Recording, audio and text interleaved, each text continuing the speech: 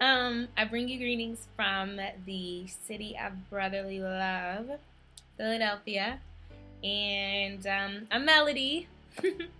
And the committee asked me to do a tribute to my mom, and so I was more than honored and willing to do it. My mom. Um, my mom has taught me so much over the last 22 years, and above everything, she's taught me how to be saved and how to live a Christ-centered life. And she's been the epitome um, of holiness to me. And she's not perfect, but she's always been an example to me in leading a life of righteousness.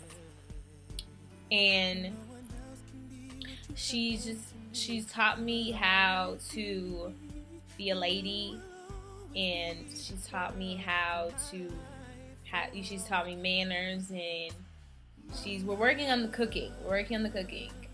But I can cook. I can make 7-up cake really well. And I made potato salad and some other stuff for Christmas. Didn't I, Mom? I did. And it was good. And I made some eggs, too. And my dad can tell you how wonderful my eggs were. But she's taught me how to be a critical thinker and to always ask questions. Whenever it's come to my schoolwork, she's always encouraged me, don't be the one in the classroom that doesn't say anything. If you don't understand, you ask. You pay just as much money as everybody else. You have a right to be there, and you have a right to ask questions. Always question everything. Never settle for because they say so. And she taught me how to be a critical thinker and how to always try and see it from a different angle, and that there are never problems. There are just always solutions to every problem, rather. And she's taught me how to be an individual. Like, she's always encouraged me to be myself. Like, she's always encouraged me to step outside the box and not be afraid of who I am and whose I am. And she's always encouraged me to not be a group thinker, to think for myself, to never do what everybody else does.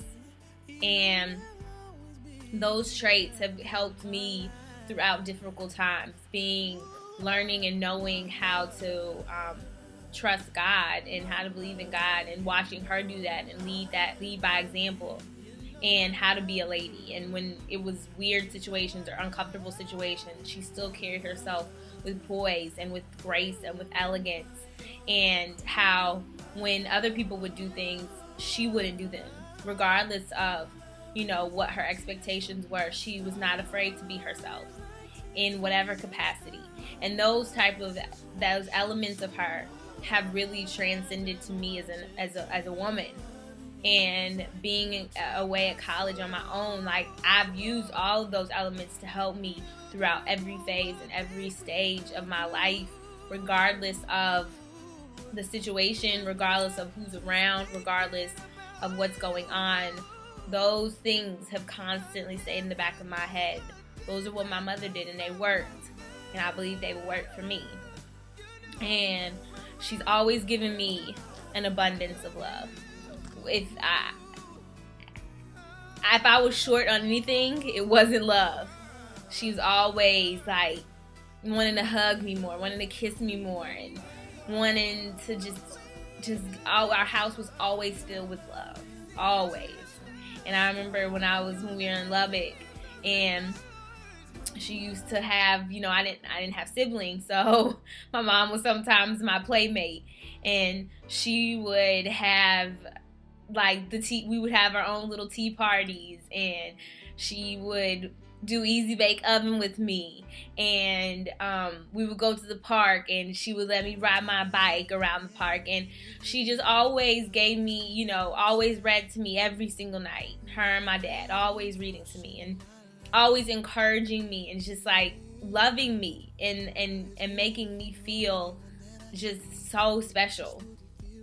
And she's always been a constant motivator and encourager and inspiration, telling me that I can, and that in all my ways acknowledge him and he will direct my path. And that scripture has really helped me through a lot of different difficulties and a lot of different times that weren't easy.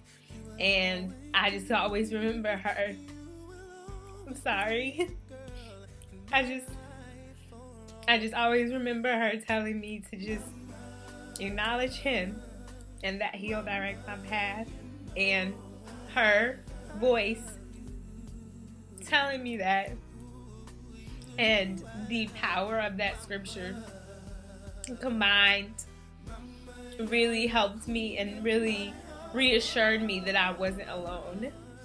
And it hasn't always been easy, and knowing that my mom was going to be there to let me know that if I just acknowledge God, that he'll direct my path, and her letting me know that she's always going to be there and that I could always look to her for that. It made things easier. And I'm sorry. And I just appreciate her so much. And I appreciate the sacrifices she and my dad have made for me. And I appreciate the time that they've given for me. And I know that sometimes she's wanted to do different things, but she's made those sacrifices, and she's made those transitions excuse me, so that I could be comfortable. And I don't really think that I could ever find words or ever know exactly, or I don't think I would ever be able to repay her or convey to her how much indebted and how grateful I am for her and for making those decisions. And she's been an outstanding mother. She's been an outstanding inspiration. And she's been a remarkable pillar of grace, elegance, and poise. And she's been more than a mother to me. She's been my very best friend. And I love her more than all the words in the world and all the books in the world. And I appreciate her. I thank her. And I congratulate her on her day. And I'm so godly proud to be her daughter. And I'm so godly proud of her. And I'm so blessed to have her as my mother. I love you, Mommy. And I hope you have a day filled with all happiness. I hope you get to enjoy every bit of it. And I wish I could be there. And I love you, Boone. Thank you so much for including me, committee. Thank you, Anjoya, for reaching out to me.